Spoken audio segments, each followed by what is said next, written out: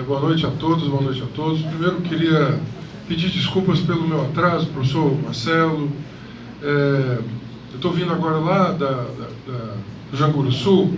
A gente está acompanhando ainda os processos que vêm das enchentes ainda, que até agora não foram resolvidos, por isso que eu peço perdão pelo meu atraso. Queria saudar a professora Raquel, o professor Marcelo, a professora Sônia, Santana, Neto, Nestor, a todos e todas que estão aqui. Eu queria, em especial, registrar, abraçar a excelente iniciativa dos companheiros e das companheiras da Resistência, né, que conosco constroem também o PSOL e as lutas anticapitalistas, socialistas, sobretudo a partir da própria compreensão de que é o sujeito auto-organizado, autoconsciente, que pode também realizar a sua libertação.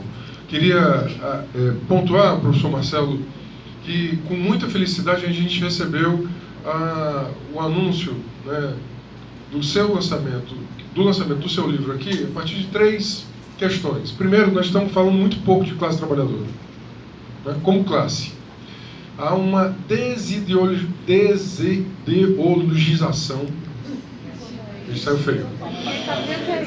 Desideologização, foi.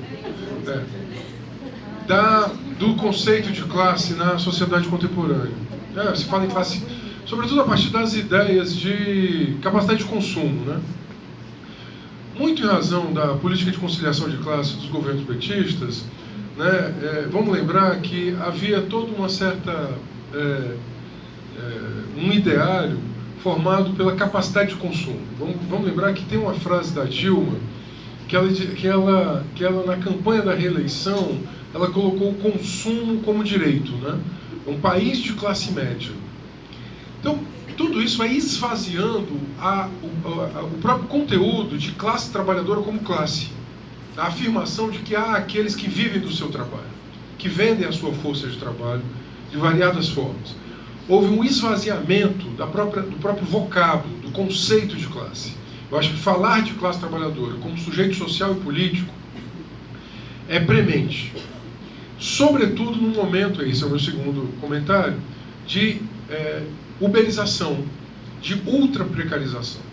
Na tarde de ontem saiu uma sentença da Justiça do Trabalho do Estado do Ceará, da terceira vara, reconhecendo o vínculo entre a Uber Brasil Tecnologia e um motorista de Uber aqui de Fortaleza. Foi a primeira sentença no Nordeste, isso para nós é muito importante, reconhecendo o vínculo deste trabalhador com a Uber Brasil Tecnologia. Portanto, é absolutamente emergencial que nós atualizemos o debate. Apesar de toda a metamorfose do mundo do trabalho, o mundo do trabalho continua sendo aquele que vende a sua força de trabalho das mais variadas formas.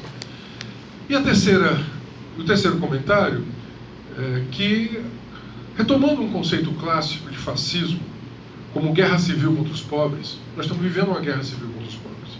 Nós estamos vivendo um processo em que há um conjunto de iniciativas de muita flexibilização, desregulação e financiarização, cujo núcleo é retirar direitos que, porventura, diminuíssem, né, as taxas de exploração.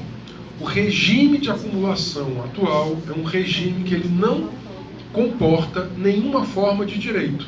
Por isso que ele tem que ser fascista. Veja, o fascismo não é um problema da ordem da moral.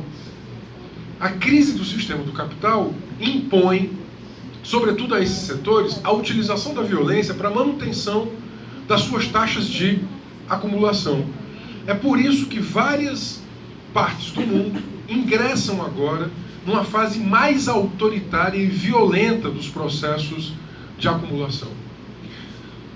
Em alguma medida, concluo com isso, nós vamos viver uma classe trabalhadora que o final do século XIX também viveu.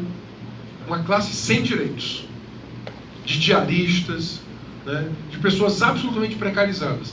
Essa classe trabalhadora, ela existiu na segunda metade do século XIX. A segunda metade do século XIX, veja, não tinha carteira, não tinha jornada de trabalho, né? Você tinha, obviamente, mais homogeneidade em razão da forma da produção de então, mas era uma classe trabalhadora desprovida. Vamos lembrar que as primeiras greves eram as greves dos 3/8. Professor Marcelo, Fortaleza, em 1890, teve greve dos 3/8. 8 horas de trabalho, 8 horas de lazer e descanso, 8 horas de educação. Nós tivemos greve dos 3/8. O Partido Operário Cearense, de 1890, fez greve dos 3/8. Nós vamos ter que voltar a fazer essas greves. Essas greves que eram por regulação da jornada de trabalho, diminuição da exploração nesse regime de acumulação. Por isso mesmo, não é momento de tristeza. Então, com muita raiva, obviamente, com tudo, e muita perplexidade com tudo que está acontecendo.